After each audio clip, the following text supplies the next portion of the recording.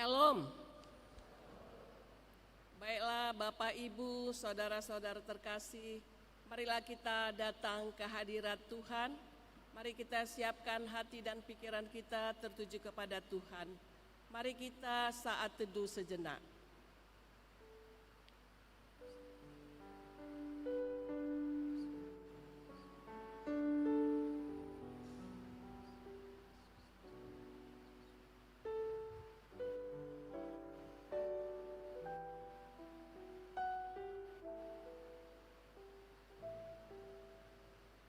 Amin. Mari kita angkat pujian kita dari Kidung Jemaat nomor 64, ayat yang pertama dan ayat yang kedua.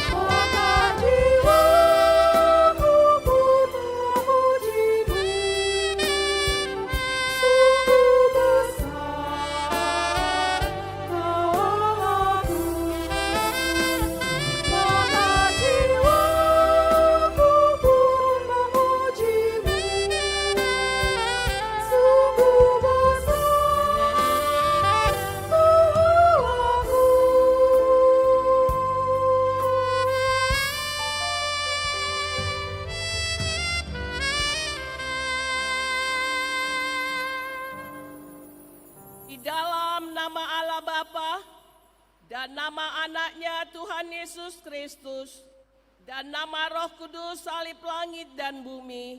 Amin. Sebab memang sesuai dengan keadaan Allah, yang baginya dan olehnya segala sesuatu dijadikan, yaitu Allah yang membawa banyak orang kepada kemuliaan, juga menyempurnakan Yesus, yang memimpin mereka pada keselamatan dengan penderitaan. Haleluya.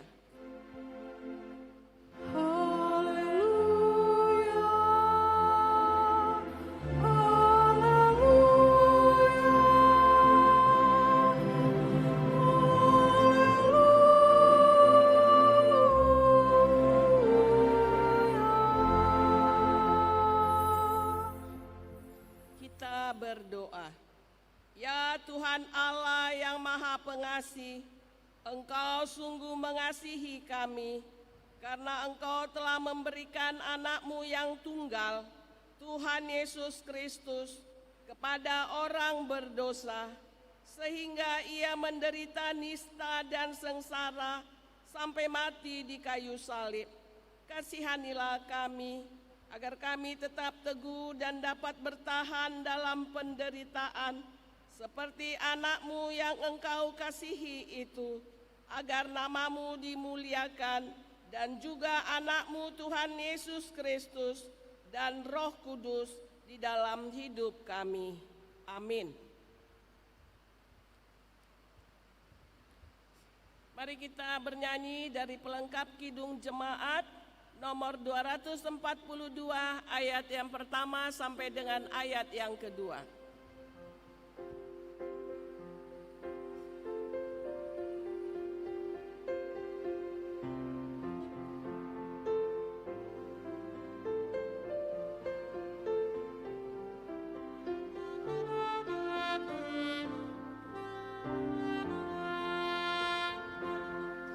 Seindah siang disinari terang, cara Tuhan mengasihiku.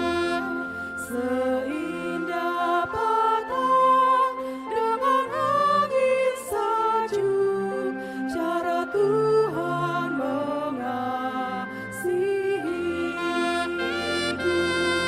Tuhanku lembut dan penyayang,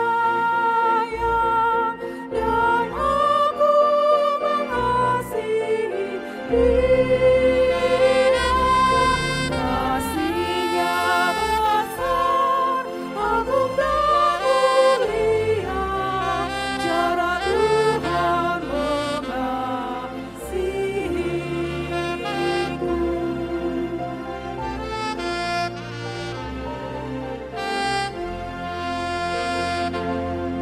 Sedalam dalam seluas angkasa, cara Tuhan mengasihiku.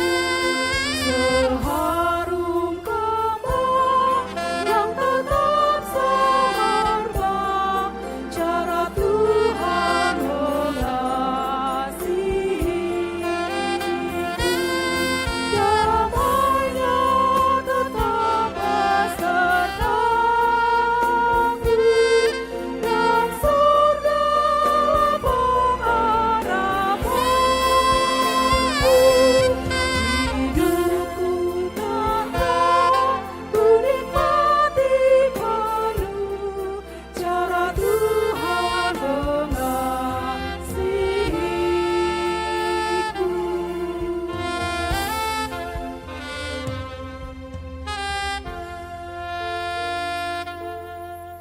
Marilah kita mendengarkan firman Allah sebagai pendahuluan khotbah yang tertulis dalam 2 Samuel 22 ayat 44 sampai dengan 51.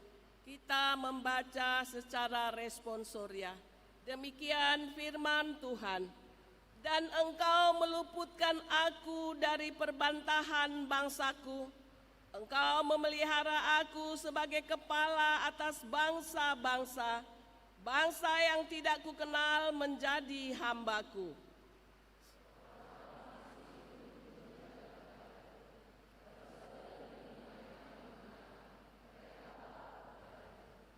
Orang-orang asing pucat layu dan keluar dari kota kubunya dengan gemetar. Tuhan hidup, terpujilah gunung batuku, dan ditinggikanlah kiranya Allah gunung batu keselamatanku. Allah yang telah mengadakan pembalasan bagiku, yang telah membawa bangsa-bangsa ke bawah kuasaku. Dan yang telah membebaskan aku daripada musuhku, dan Engkau telah meninggikan aku mengatasi mereka yang bangkit melawan aku. Engkau telah melepaskan aku daripada penindas. Sebab itu aku mau menyanyikan syukur bagimu, ya Tuhan, di antara bangsa-bangsa, dan aku mau menyanyikan mazmur bagi namamu. Ia mengaruniakan keselamatan yang besar kepada raja yang diangkatnya, dan menunjukkan kasih setia kepada orang yang diurapinya, kepada Daud dan anak cucunya untuk selamanya. Demikianlah pembacaan firman Tuhan. Yang berbahagia ialah mereka yang mendengarkan firman Allah dan yang memeliharanya. Amin.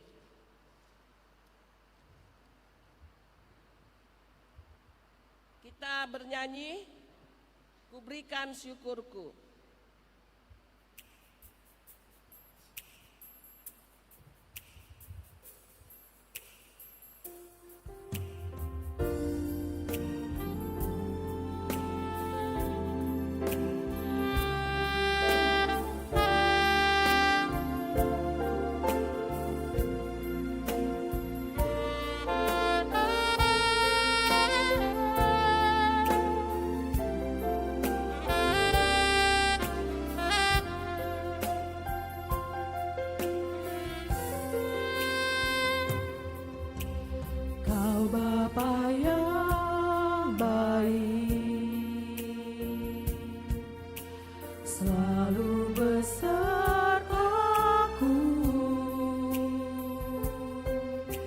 Setiap detik, setiap waktu, Kau perhatikanku. Kau Bapa yang setia, selalu menjagaku. Kau angkatku bila ku jatuh, Kau menopangku.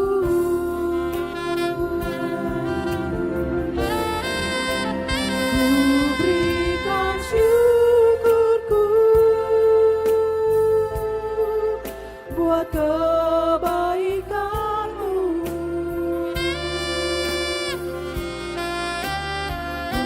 Berikan syukurku buat pertolongan-Mu.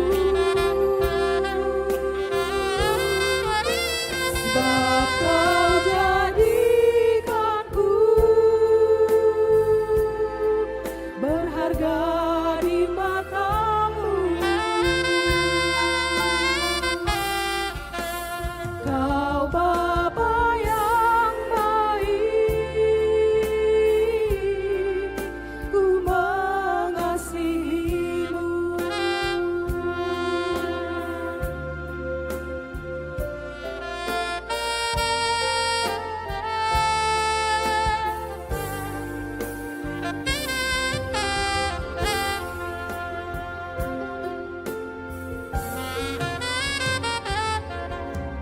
Kau Bapa yang setia, selalu menjagaku. Kau angkatku bila ku jatuh,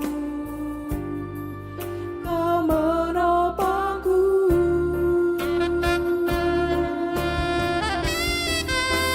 Ku berikan syukurku buat kebaikan-Mu. Ku berikan syukurku buat pertolongan-Mu. Sebab Kau jadikanku berharga di mata-Mu. Kau Bapa yang baik, ku mengasihi-Mu. Kau Bapa yang baik, ku mengasihi-Mu.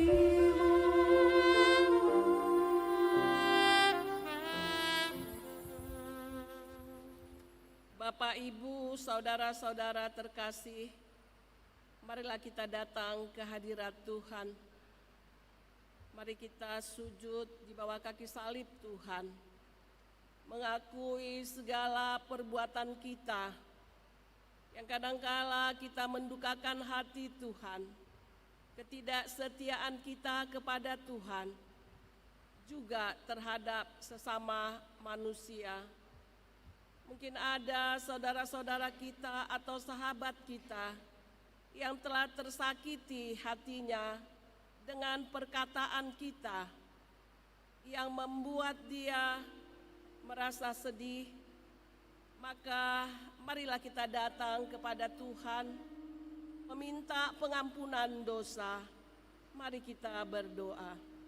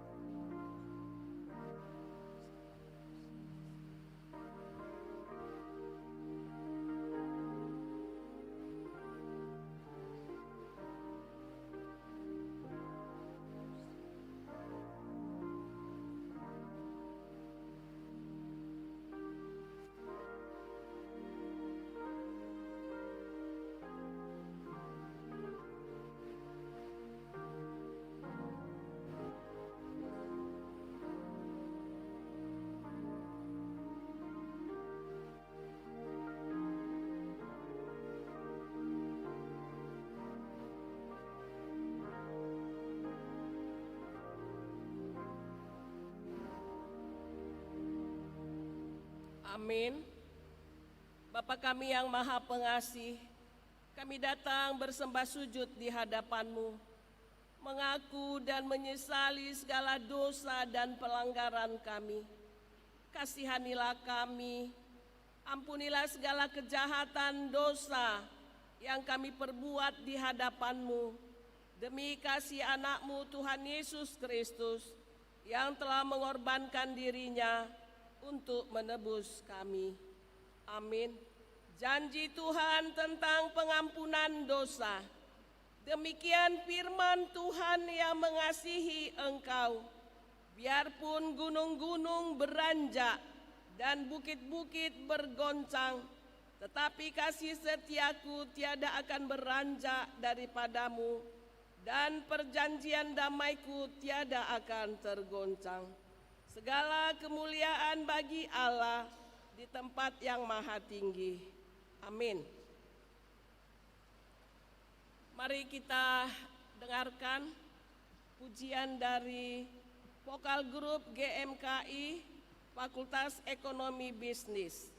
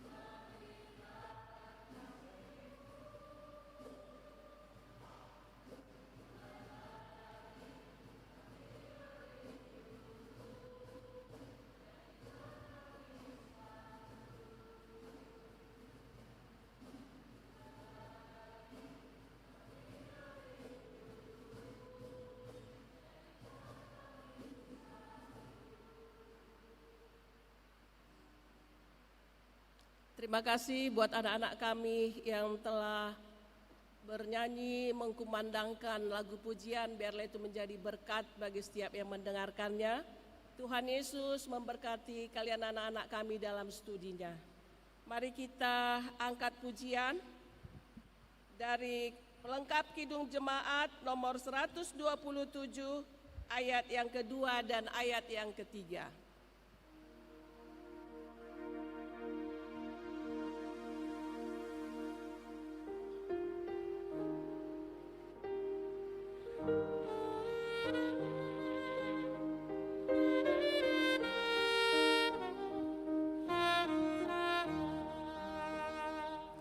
Jadilah Tuhan kehendak-Mu, sucikan hati pikiranku. Pilihlah aku dan ujilah ku di depan-Mu, sujud sembah.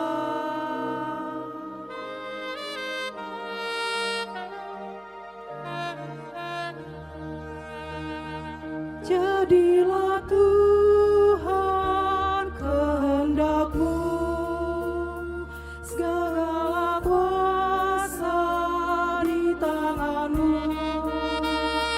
Tolonglah aku lemah, jamalah aku, kuatkanlah.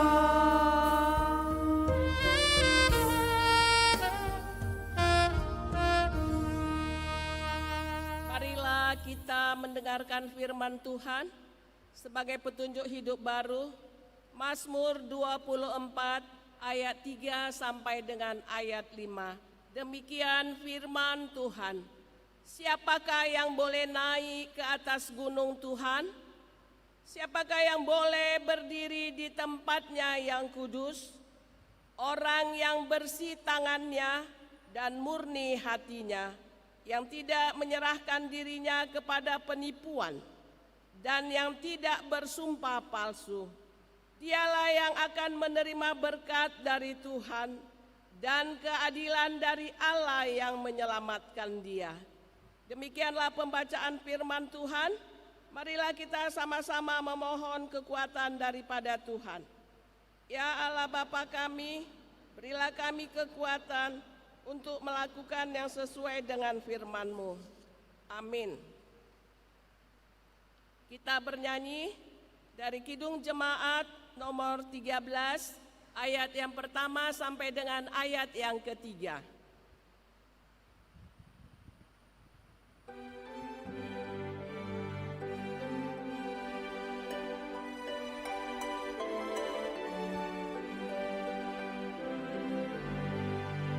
Allah Bapa Tuhan, dimuliakanlah nama-Mu. Allah Bapa Tuhan, dimuliakanlah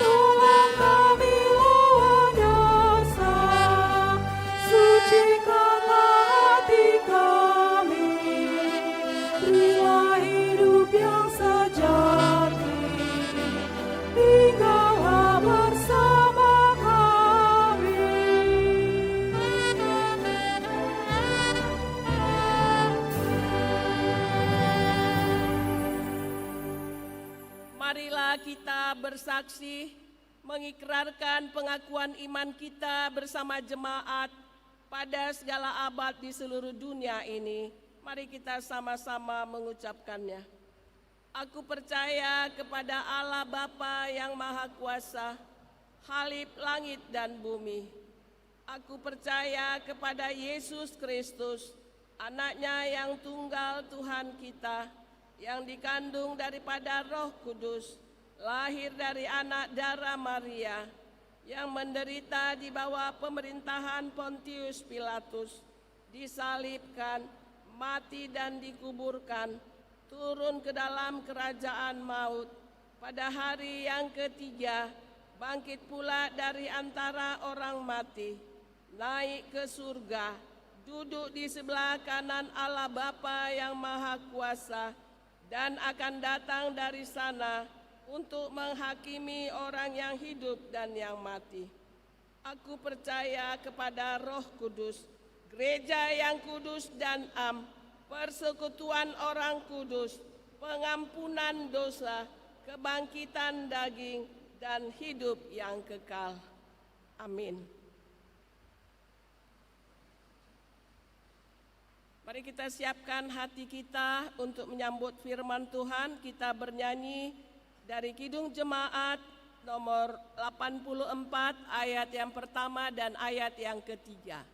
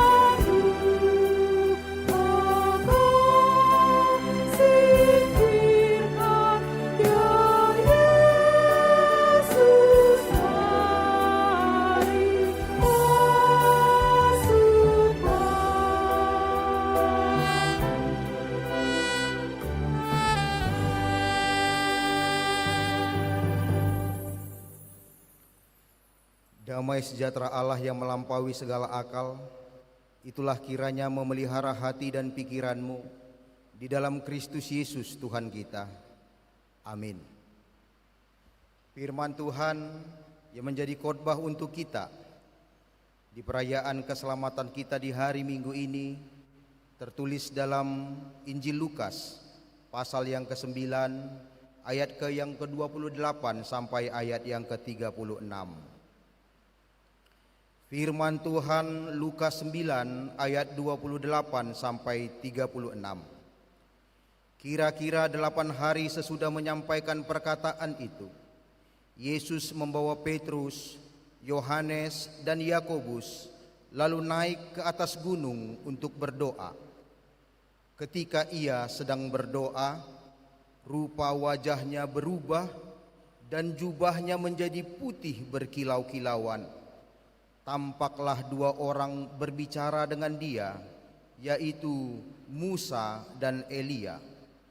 Keduanya terlihat dalam kemuliaan dan berbicara tentang kepergiannya yang akan digenapinya di Yerusalem. Sementara itu, Petrus dan teman-temannya telah tertidur, dan ketika mereka terbangun, mereka melihat Yesus dalam kemuliaannya dan kedua orang yang berdiri di dekatnya itu. Ketika kedua orang itu hendak meninggalkan Yesus, Petrus berkata kepadanya, "Guru, sungguh baik kita berada di tempat ini. Biarlah kami dirikan 3 kemah, 1 untuk engkau, 1 untuk Musa, dan 1 untuk Elia." Namun Petrus tidak tahu apa yang dikatakannya itu. Sementara ia berkata demikian, datanglah awan menaungi mereka. Ketika mereka masuk ke dalam awan itu, takutlah mereka. Lalu terdengarlah suara dari dalam awan itu yang berkata, "Inilah anakku, pilihanku, dengarkanlah dia." Ketika suara itu terdengar, tampaklah Yesus tinggal seorang diri. Pada masa itu, murid-murid itu diam dan tidak menceritakan kepada siapapun apa yang telah mereka lihat itu. Demikian firman Tuhan.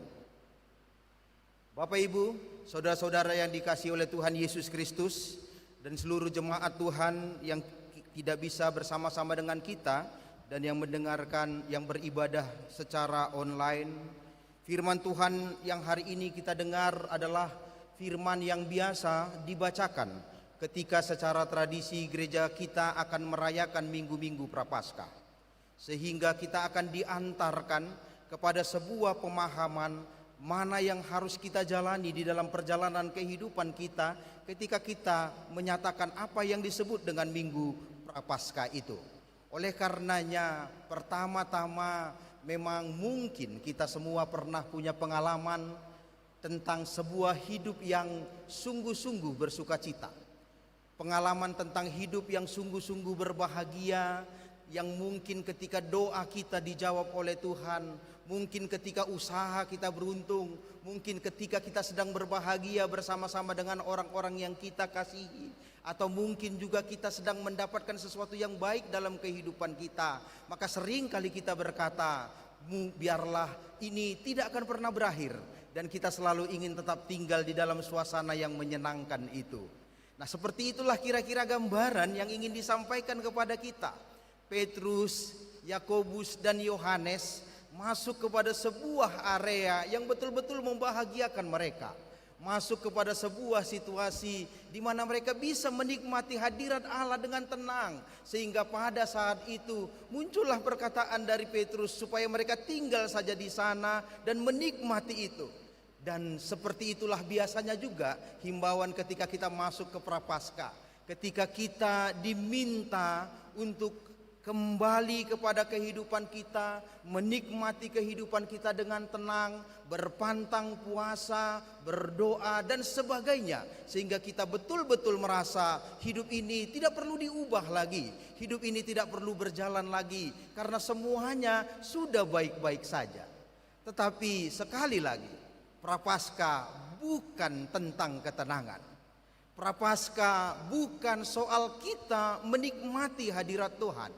Prapaskah bukan soal bagaimana kita bisa menarik diri dari dunia ini.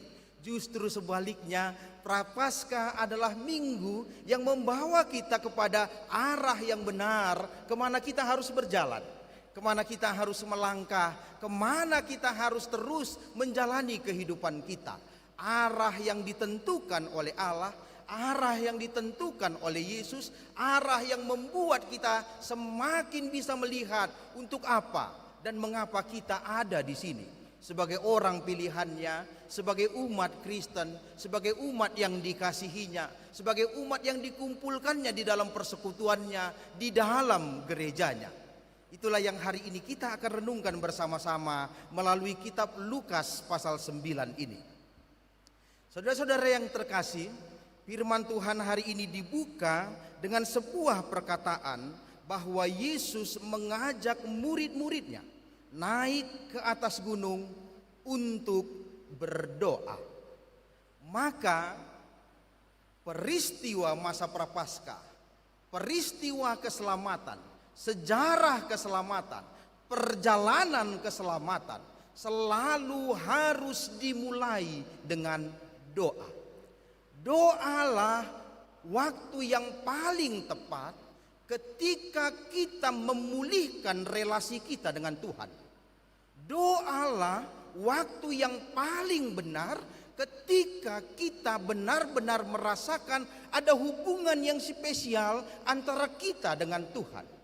Itulah sebabnya maka masa Prapaskah ini, kehidupan kita ini, transfigurasi ini adalah cara Tuhan untuk membuat relasi kita benar lagi dengan Tuhan. Maka masa Prapaskah sebelum masuk ke minggu-minggu Paskah yang sebenarnya, sebelum kita merayakan Jumat Agung, sebelum kita merayakan hari Paskah kebangkitan Kristus, maka semua harus dimulai dengan doa yang artinya memperbaiki relasi dengan Allah, yang artinya mendekatkan lagi hubungan kita dengan Allah, yang artinya membuat lagi kehidupan kita selalu terhubung dengan Allah.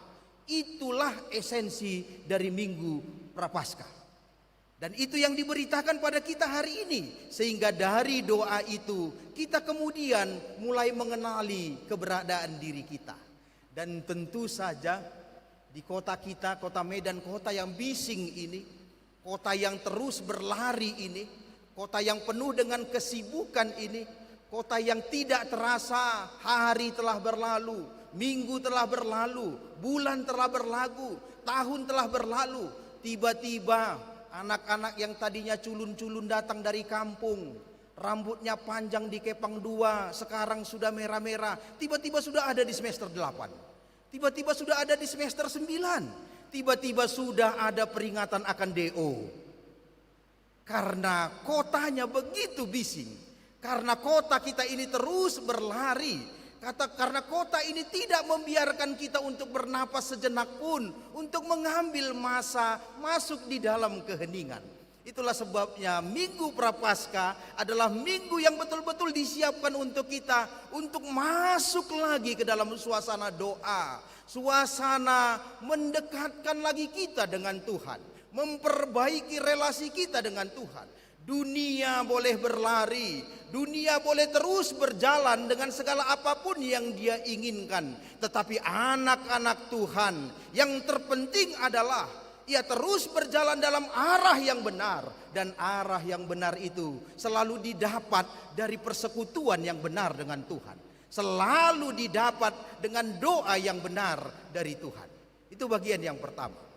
Bagian yang kedua, setelah Yesus naik ke atas gunung, pada saat itu kemuliaannya disingkapkan. Yesus berubah wajah, ia kelihatan putih bercahaya. Dan ingat, itulah yang disebut dengan transfigurasi, figur yang melampaui yang sebenarnya, figur yang melampaui apa yang kita pikirkan, figur yang melampaui apa yang dilihat orang. Maka pada hari itu Yesus menyingkapkan kemuliaannya, bukan menjadi mulia, sebab ia sudah mulia dari dahulu. bukan memulai kemuliaannya, sebab ia sudah mulia dari kekekalan, dari awal sampai akhir. Tetapi di dalam perjalanan kehidupan, maka ketika konteks dekat dari teks ini adalah berbicara bagaimana kita menjadi murid Kristus, ketika kita harus menyangkal diri, ketika harus mengikut Dia, ketika kita harus meniadakan ego kita, baru boleh berjalan bersama-sama dengan Dia. Maka hal yang pertama yang mau Allah katakan, sebelum masuk ke dalam perjalanan penderitaan, sebelum masuk ke dalam perjalanan yang mungkin melelahkan, sebelum masuk ke dalam sebuah perjalanan yang membuat kita mungkin merasa jeri di dalam kehidupan, maka lihatlah kemuliaan Allah, lihatlah kemuliaan Yesus. Kemuliaan itulah yang mampu membuat kita setia di dalam setiap perjalanan kita. Pemahaman kita tentang kemuliaan Allah lah yang membuat kita mampu untuk menjalani hari-hari kita yang kita tidak tahu apa yang akan kita jalani di depan. Tetapi kemuliaan Allah yang disingkapkan membuat kita modal dasar untuk bisa terus berjalan apapun yang akan menjadi tantangannya. Kemuliaan Allah yang sudah disingkapkan membuat kita rasa percaya diri untuk terus berjalan, bahwa kita punya Allah yang melampaui segala kemuliaan dunia. Itulah yang diinginkan dari kita. Oleh karenanya, transfigurasi adalah cara Allah supaya kita mampu berjalan dalam arah yang benar, yang mungkin membuat kita menderita, mungkin membuat kita bersusah hati, mungkin membuat kita harus kerja keras. Tetapi kemuliaan Allah yang sudah kita diperlihatkan kepada kita, itu akan membuat kita tetap setia untuk menjalani salib kita sendiri. Amin. Oleh karenanya, peristiwa transfigurasi bukan hanya untuk Simon, bukan hanya untuk Yakobus, bukan hanya untuk Yohanes, tetapi untuk kita semua, supaya kita tahu Kristus akan dimuliakan. Dan Kristus akan selalu mulia, bahkan meskipun Ia akan menjalani jalan penderitaan. Maka salib Kristus akan menjadi tempat dimuliakan. Dan itu jugalah kemuliaan kita. Oleh karenanya kabar baik dari kita hari ini, dari firman Tuhan untuk kita hari ini adalah bahwa Kristus telah menyatakan diri di dalam kemuliaannya, sehingga kita semua pun akan mampu berjalan di jalan salib yang akan kita jalani dalam seluruh kehidupan kita. Amin. Katakan kepada temanmu kiri dan kanan, tepuk bahunya dan katakan kepadanya, kita akan kuat karena kemuliaan Kristus. Kita akan kuat karena kemuliaan Kristus. Itulah yang hendak kita rayakan. Itulah yang hendak kita jalankan di dalam semua perjalanan kehidupan kita. Entah sebagai keluarga yang muda, atau keluarga yang sudah berpuluh-puluh tahun menikah, yang sudah mulai melihat kehidupan sebagai sesuatu yang biasa saja, yang sudah mulai melihat kehidupan sebagai ritme yang diulang-ulang saja, yang tidak punya lagi pembaharuan. Tetapi Kristus yang dimuliakan akan selalu memberikan sesuatu yang berbeda di dalam setiap perjalanan kehidupan kita. Demikian juga dengan adik-adik mahasiswa yang sudah mulai pacaran 3 atau 4 tahun. Sudah mulai hafal kebiasaan, sudah tahu apa yang harus disiapkan. Bahkan belum juga pacarnya datang, dia sudah tahu apa yang harus disiapkan. Bahkan sudah hafal apa yang harus diminum, harus bikin kopi pahit atau gulanya cuma 1,5 sendok saja, dan seperti itu. Kita semua sudah ada, ritme kehidupan sudah mulai biasa-biasa saja. Tetapi hari ini tidak. Transfigurasi mengatakan kepada kita, ada arah yang harus kita lalui. Ada arah yang harus kita jalani, ada arah yang harus kita tempuh sampai pada akhirnya kita tiba pada kemuliaan Kristus yang akan disalibkan, yang akan kita rayakan pada Jumat Agung 6 minggu ke depan, yang akan kita rayakan di Minggu Kebangkitan Paskah 6 minggu ke depan. Maka jalan penderitaan yang hari ini akan kita jalani bukan apa-apa dibandingkan kemuliaan Kristus yang akan menjadi milik kita, yang segera akan kita rayakan 6 minggu ke depan. Bagian yang ketiga yang ingin saya ceritakan kepada kita melalui khotbah kita ini adalah bagaimana gereja selalu kesulitan untuk merespon kemuliaan Allah itu. Bagaimana kadang-kadang orang percaya, bagaimana kadang-kadang orang pilihan Tuhan, bagaimana kadang-kadang orang yang kelihatan saleh, yang rajin ke gereja, rajin beribadah, tetapi gagal menangkap apa yang seharusnya ia lakukan. Dan itu digambarkan dengan jelas sekali di dalam kitab ini. Ketika Yesus sedang berkata, ketika Yesus sedang berdoa, orang-orang pilihan itu, Simon Petrus, Yohanes, Yakobus, mereka tertidur.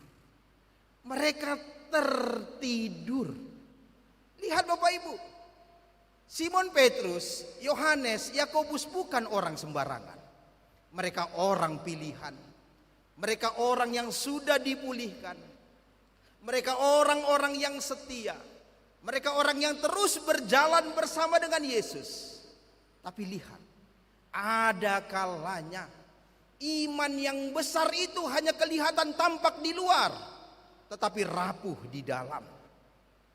Semangat kita melayani hanya kelihatan hebat di luar, tetapi sesungguhnya sangat rentan dengan segala godaan.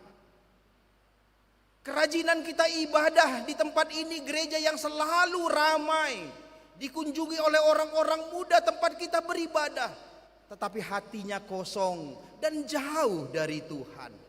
Semangat berjalan, bahkan mungkin ada yang jalan kaki dari Kampung Susu sana ke sini. Ada yang jalan kaki dari Kampung Susu sampai ke sini. Itu pengalaman saya. Tahun 93, 94 saya kos di Kampung Susu, di Susu 5. Dulu belum sehebat sekarang, sepeda motor juga masih sepi. Jadi kami harus berjalan kaki pagi-pagi dari sana sampai ke gereja ini. Bahkan kadang-kadang kalau kita sudah punya gebetan baru, kita akan memilih ibadah malam. Karena kampus kita agak gelap kalau malam. Jadi ceweknya pasti takut dan dia nanti pasti akan berdiri rapat-rapat di dekat kita ketika jalan. Nah itu yang akan terjadi. Itu yang kita lalui terus menerus. Tetapi apakah itu berbanding lurus dengan iman? Apakah itu berbanding lurus dengan kesetiaan? Apakah itu berbanding lurus dengan keadilan? Kadang-kadang kita yang meskipun bersemangat ini rentan dengan segala godaan. Itulah yang ditunjukkan oleh firman ini. Petrus, Yakobus dan Yohanes, mereka pun tidak kuat terhadap godaan itu. Ya tahu momen bersama dengan Kristus, berdoa dan berjaga-jaga adalah waktu yang terbaik. Tetapi pada waktu yang terbaik itulah kadangkala kita pun gagal untuk merespon kasih setia Tuhan. Tertidur, tidak tahu apa-apa. Maka hari ini itu pun kritik bagi kita semua, bahwa diperlukan kesadaran yang full untuk mengikut Tuhan. Diperlukan konsentrasi yang full untuk mengikut Tuhan. Diperlukan kesungguhan yang full untuk mengikut Tuhan. Ibadah, gereja, persekutuan bukan hal sampingan. Maka jangan habiskan waktumu untuk begadang malam minggu, lalu kemudian kau ngantuk datang ke sini. Jangan habiskan waktumu dengan hal-hal yang tidak benar di malam minggu, lalu kemudian kau datang ke sini dengan senyum-senyum hanya untuk menunjukkan kepada orang, lalu kemudian setelah pulang gereja cetrek-cetrek lalu update. Luar biasa firman Tuhan di GKPI Pahmen. Kan begitu ya, update status. Orang tua pun membacanya di kampung, luar biasa anakku. Padahal di sini dulu dia nggak pernah gereja, setelah di Medan jadi gereja. Padahal dia tidak tahu, bukan gerejanya yang penting, tapi update statusnya. Oleh karenanya hari ini kita pun dipanggil untuk berubah. Untuk tidak lagi membuat iman kita hanya sekedar lip service. Untuk membuat iman kita bukan hanya sekedar apa yang ingin dilihat orang, tetapi betul-betul yang tertuju kepada Tuhan. Tertuju kepada Tuhan. Dan itu yang terjadi. Sebab apa? Sebab tanpa Yesus kita bukan apa-apa. dan bukan siapa-siapa. Tanpa Yesus kita bukan apa-apa dan bukan siapa-siapa. Dan firman ini menunjukkan itu. Ia berdiri menyingkapkan kemuliaannya bersama Musa, bersama Elia. Itu bukan sekedar orang-orang kudus, orang-orang suci, atau pahlawan-pahlawan iman yang ditunjukkan kepada kita, bukan. Tapi jauh lebih daripada itu. Musa bagi orang Israel, bagi orang Kristen di segala zaman adalah simbol dari Taurat. Simbol dari peraturan-peraturan kehidupan. Simbol dari tindakan-tindakan etis orang Israel dan orang Kristen. Simbol dari aturan-aturan yang harus dihidupi. Yang kadang-kadang untuk mengikutinya kita berubah menjadi orang Kristen yang munafik. Kita menjadi orang Kristen yang pura-pura baik hanya sekedar bisa menghidupi hukum Musa. Dan Elia adalah simbol dari nabi-nabi. Nabi-nabi yang terus berupaya memberitakan firman Tuhan, menunjukkan jalan bahwa Tuhan akan datang, Tuhan akan menyelamatkan. Dan kadang-kadang kita sebagai orang Kristen pun kita masih lebih memilih untuk menjadi nabi-nabi, menjadi orang yang suka menghakimi, menjadi orang yang suka mengkritik, menjadi orang yang suka menunjukkan kesalahan orang lain. Tapi tidak. Maka ketika transfigurasi itu terjadi, maka terjadilah sebuah momentum yang menunjukkan bahwa hanya Kristus, satu-satunya, the only one, Kristuslah yang menjadi gunung batu kita. Sebab ketika orang-orang muda itu bangun dan kemudian ingin tinggal dalam nabi, dalam hukum Taurat, dalam Kristus, Yesus tidak membiarkan itu terjadi. Dalam sekejap awan menaungi tempat itu. Awan menaungi tempat itu. Dan mereka bertiga masuk ke dalam awan itu. Dan kemudian terdengarlah suara dari langit yang mengatakan, "Inilah anakku, dengarkanlah dia." Itulah sebabnya kekristenan bukan soal menikmati, bukan soal melihat, bukan soal masuk ke dalam sebuah persekutuan. Kekristenan bukan soal bagaimana kita bisa melihat indahnya karya Tuhan di dalam kehidupan kita. Kekristenan bukan soal ketika kita mampu mensyukuri berkat-berkat Tuhan yang diberikan kepada kehidupan kita. Tapi jauh lebih daripada itu, kekristenan adalah soal dengarkanlah dia. Dengarkanlah dia. Maka kekristenan hanya hidup untuk mendengarkan Kristus. Mendengarkan Kristus artinya menerima undangannya di dalam panggilan pertobatan. Mendengarkan Kristus selalu berarti menuruti perintah-perintahnya. Mendengarkan Kristus selalu berarti setia berjalan di belakangnya. Maka kekristenan bukan soal mampu menikmati lagu-lagu rohani yang indah, menikmati musik yang hebat, menikmati gereja yang nyaman, menikmati gereja persekutuan yang hidup, bukan. Tapi yang terpenting dari yang terutama dari kekristenan adalah dengarkanlah dia.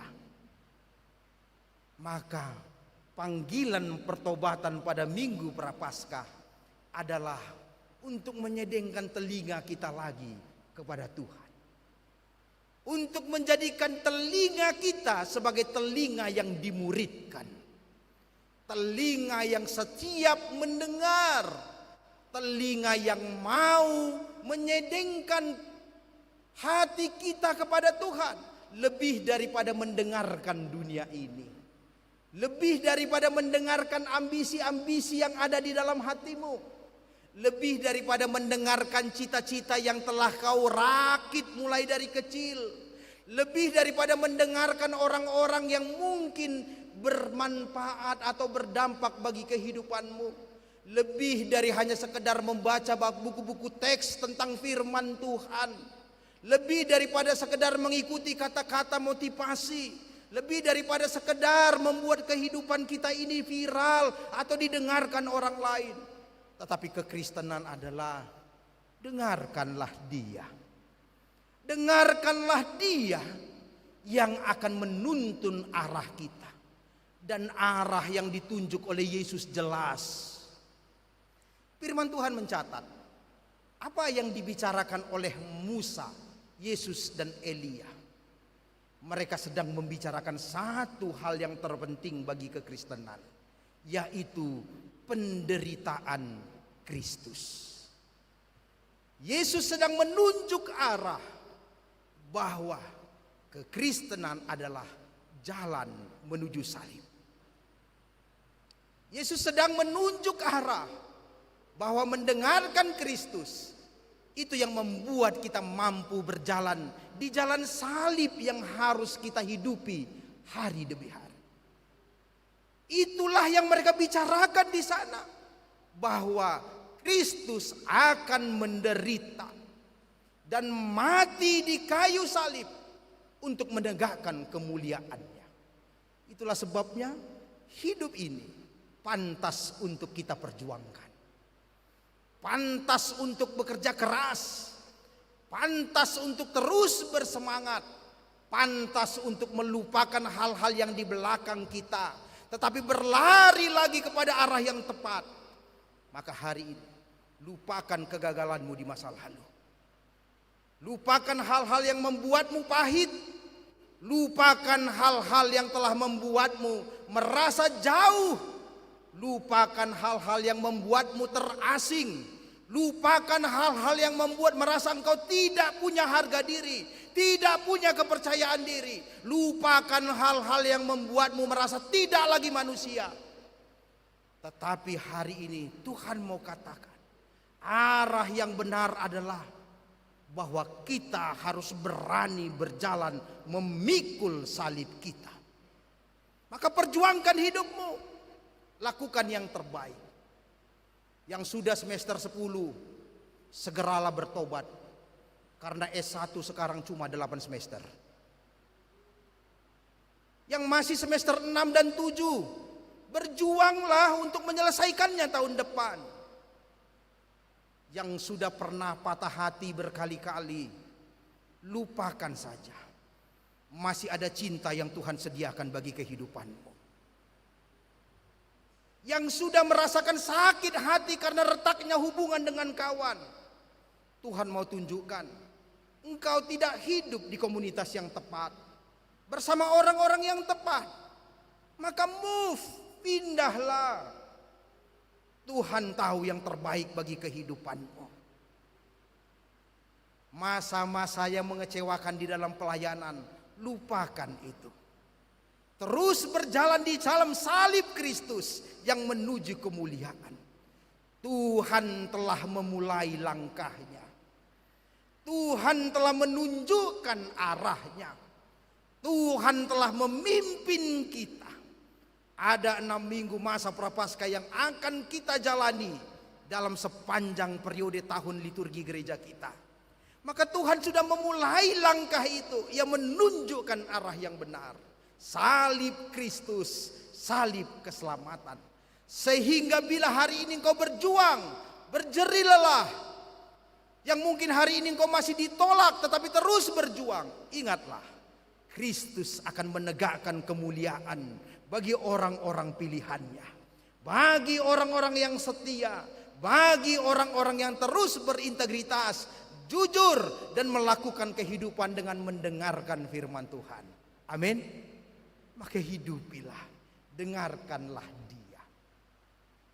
Yang terakhir yang ingin saya sampaikan melalui firman ini, Yesus ketika Ia telah menyelesaikan transfigurasinya di atas, murid-murid merasa ini tempat yang terbaik bagi kita. Tuhan, bolehkah kita tinggal di sini? Itu kan pertanyaan Simon. Bolehkah kita tinggal di sini? Tempat ini sangat menyenangkan. Tempat ini sangat membahagiakan. Bila guru mau, kami akan membangun 3 kemah. 1 untukmu, 1 untuk Musa, 1 untuk Elia. Betapa menyenangkannya tinggal di sini. Betapa menyenangkannya dekat dengan Tuhan. Betapa menyenangkannya melihat kemuliaan Tuhan. Mau ya kita nggak usah pergi lagi ke dunia yang fana, yang penuh penderitaan, yang penuh dengan kesusahan, yang penuh dengan tantangan, yang penuh dengan cobaan, yang penuh dengan segala sesuatu yang mungkin kita tidak kuat untuk menjalaninya. Bolehkah kita tetap tinggal di sini? Kami akan memberikan fasilitas kemah untukmu, untuk Musa dan Elia. Yang penting kita ada di sini. Itulah permintaan murid. Dan Bapak dan Ibu tahu, itulah banyak permintaan dari orang Kristen di tengah-tengah dunia ini. Bolehkah kita tinggal di sini, di tengah gereja ini, di mana kita merasa dekat dengan Tuhan, di mana kita bisa melupakan sejenak hal-hal yang mengecewakan, di mana kita bisa meninggalkan hal-hal yang membuat kita sakit hati, di mana kita bisa mencari kedamaian, di mana kita bisa mendapatkan ketenangan, di mana kita bisa mengekspresikan diri, menyanyikan lagu-lagu indah, menyanyikan lagu-lagu yang sampai ke surga, menyampaikan doa-doa kita sungguh indah di tempat ini. Bolehkah kita tinggal di sini? Bolehkah kita terus di sini mendengarkan firman Tuhan? Bolehkah kita terus di sini sehingga kita tidak perlu kembali lagi ke kehidupan kita di mana kita penuh dengan kekecewaan? Tuhan bilang, tidak. Kita harus turun gunung. Kita harus keluar dari gereja ini. Kita harus kembali ke dunia nyata. Kita harus kembali ke realitas. Tapi bukan dengan orang yang sama. Tapi bukan dengan orang yang kita datang dengan banyak beban. Tapi bukan dengan kita yang tadinya penuh dengan pergumulan, penuh dengan ketakutan. Tetapi menjadi orang yang telah melihat kemuliaan Tuhan disingkapkan. Menjadi orang yang percaya bahwa dunia ini meskipun penderitaan adalah jalan yang benar yang harus kita hidupin sampai kita tiba di salib Kristus. Maka orang Kristen dipanggil untuk turun gunung. Orang Kristen dipanggil untuk keluar dari gereja, masuk ke dalam dunia. Hadapi lagi semua tantanganmu. Jangan menyerah. Hadapi lagi semua pergumulanmu. Jangan berhenti. Amin. Maka beritahu kepada teman-temanmu, mari semangat, kita keluar lagi. Ayo katakan, semangat dan kita keluar lagi, berjalan lagi. Masuk lagi kepada rumah tanggamu yang mungkin mengecewakan. Masuk lagi kepada relasi kepada anak-anakmu yang mungkin membuatmu sakit kepala. Harus makan amlodipin tiap hari. Harus makan obat asam urat tiap hari. Harus makan obat sakit gula tiap hari. Masuk lagi ke sana, tapi dengan cara pandang yang berbeda, tapi dengan semangat yang berbeda. Ayo hadapi lagi dosen pembimbing skripsimu yang tidak mau bertemu denganmu, yang sudah tiap hari mengirimkan kepadamu selalu perbaikan-perbaikan. Hadapi lagi. Hadapi lagi mata-mata kuliah yang sering membuatmu nilai E. Hadapi lagi, berjalan lagi. Hadapi lagi semuanya. Jalan penderitaan itu. Sebab Kristus telah menjadikan model bagi kehidupan. Ia pun tidak tinggal di dalam kemuliaan di atas gunung. Ia turun gunung untuk memulai perjalanannya ke Yerusalem. untuk memulai perjalanannya ke kayu salib, untuk memulai perjalanannya untuk disiksa, dihina, diludahi, hanya untuk menegakkan supremasi Tuhan di kayu salib. Bahwa semua kita, orang yang dikasihinya, akan mendapat bagian di dalam keselamatan kekal. Bahwa semua kita orang yang percaya karena mendengar Dia, akan mendapat bagian dalam kehidupan kekal yang telah Dia siapkan, dan Dia akan tegakkan di kayu salib. Itulah panggilan untuk kita hari ini. Oleh karenanya, selamat merayakan Minggu Prapaskah. Mulailah dengan doa. Selamat merayakan Minggu Paskah. Di dalam doamu, setialah mendengarkan Tuhan. Selamat merayakan Minggu Paskah dengan berjalan dalam arah yang telah ditentukan oleh Tuhan.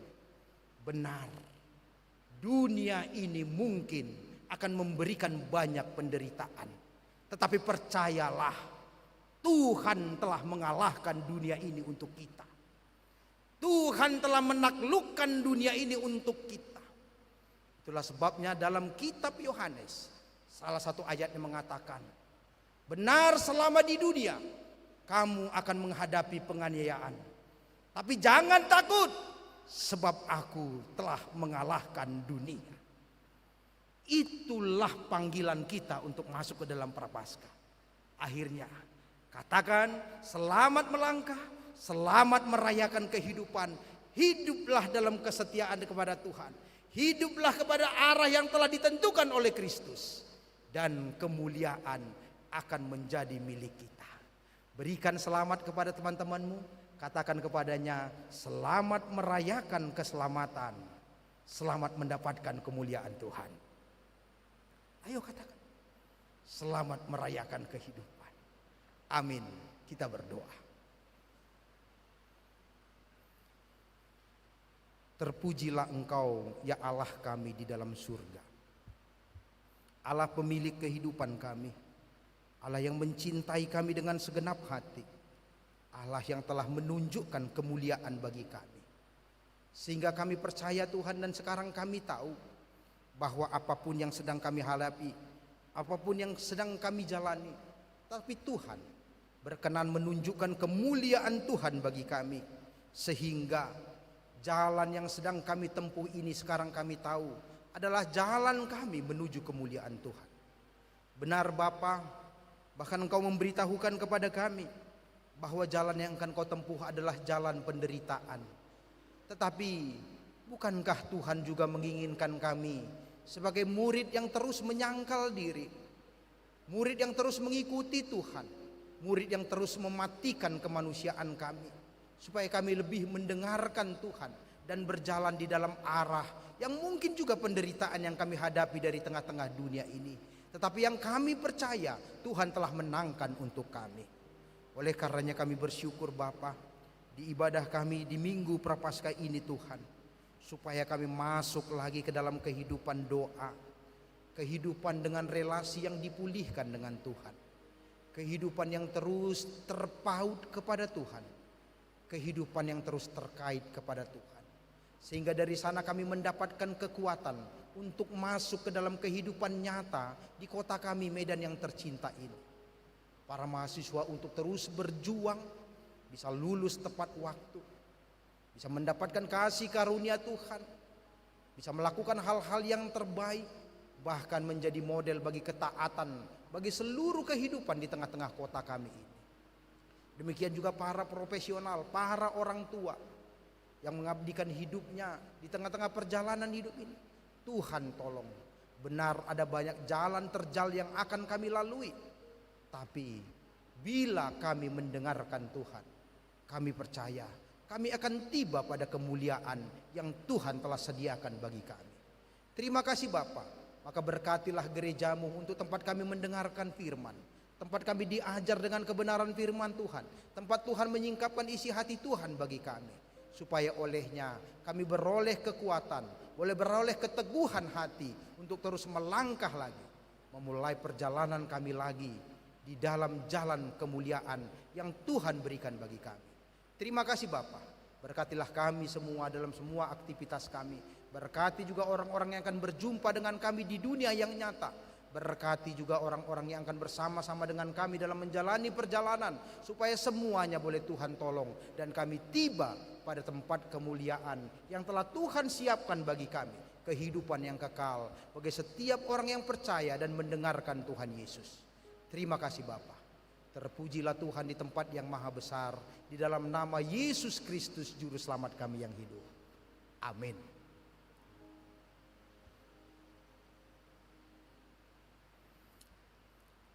Kita akan meresponi firman Tuhan yang telah menjadi evangelium bagi kita dengan bernyanyi "Ku kagum hormat akan Engkau".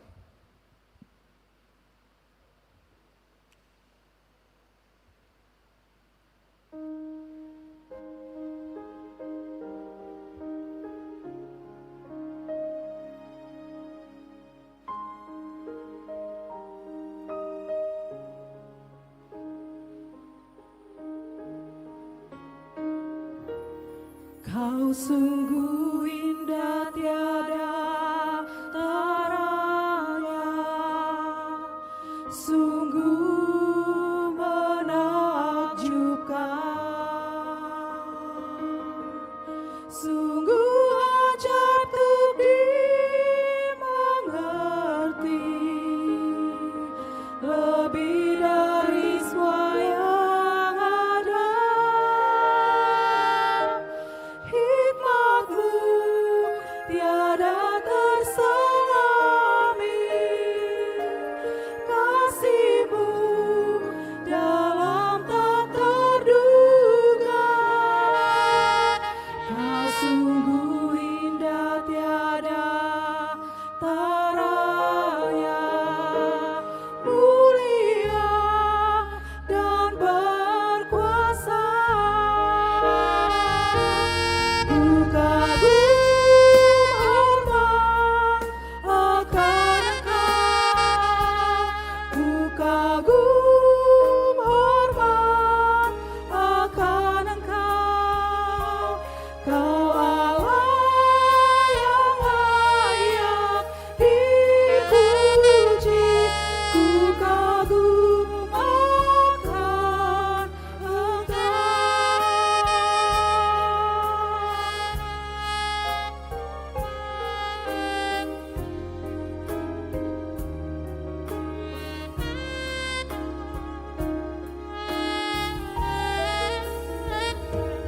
Kau sungguh indah tiada taranya, sungguh menakjubkan, sungguh ajaib untuk dimengerti, lebih dari semua yang ada. Hikmatmu tiada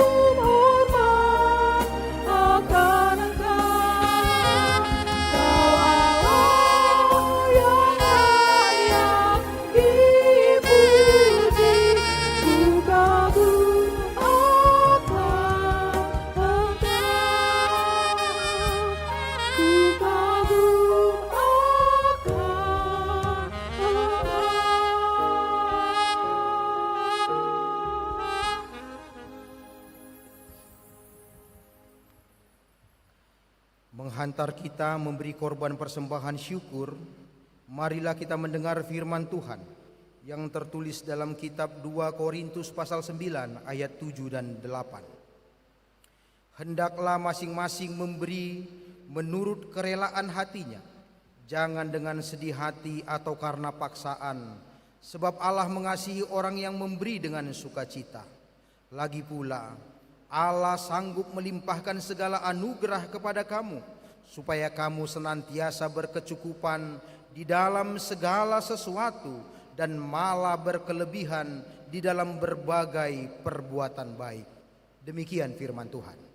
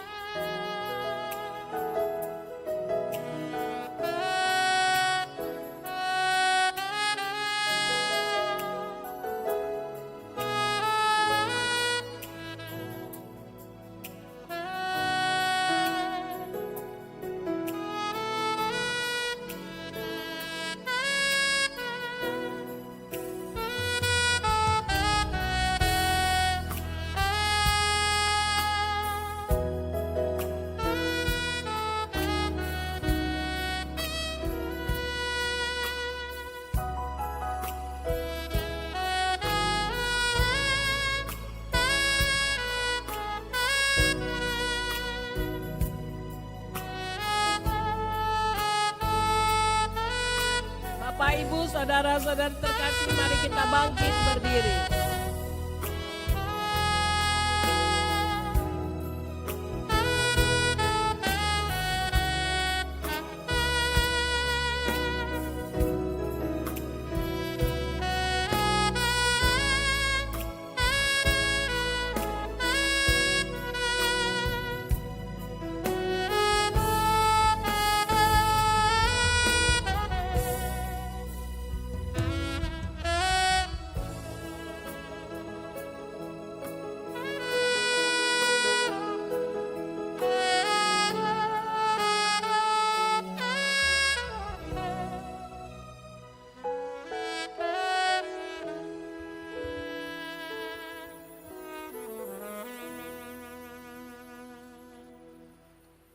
Marilah kita berdoa untuk menyerahkan persembahan kita kepada Tuhan. Ya Allah, Bapa kami yang di surga, kami mengaku dengan setulus hati, Engkaulah sumber segala berkat dan karunia.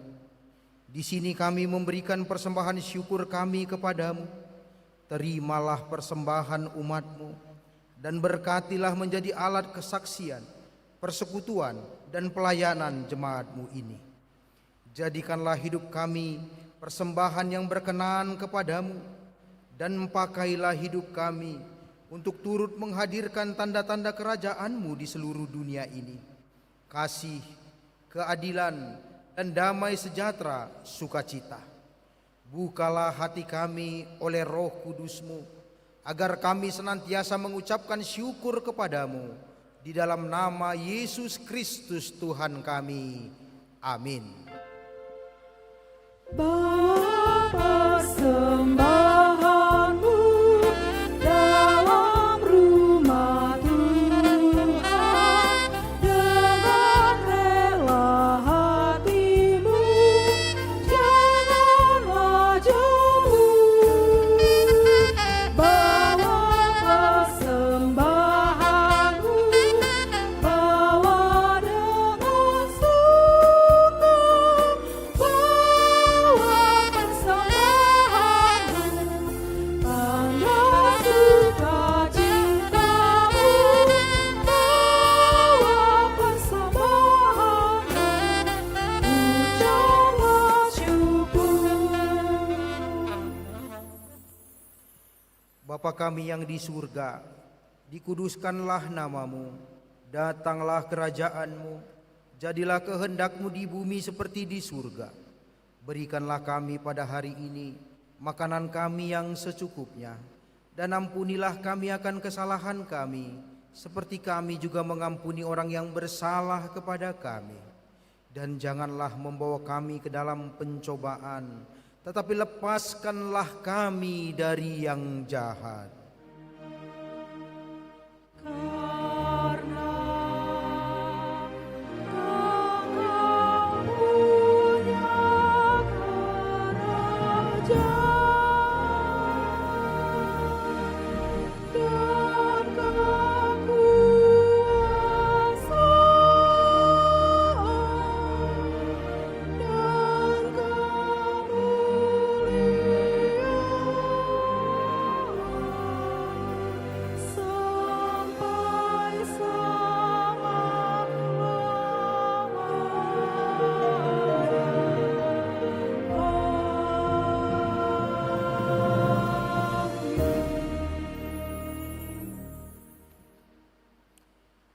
Tuhan memberkati engkau dan melindungi engkau. Tuhan menyinari engkau dengan wajah-Nya dan memberi engkau kasih karunia. Tuhan menghadapkan wajah-Nya kepadamu dan memberi engkau damai sejahtera.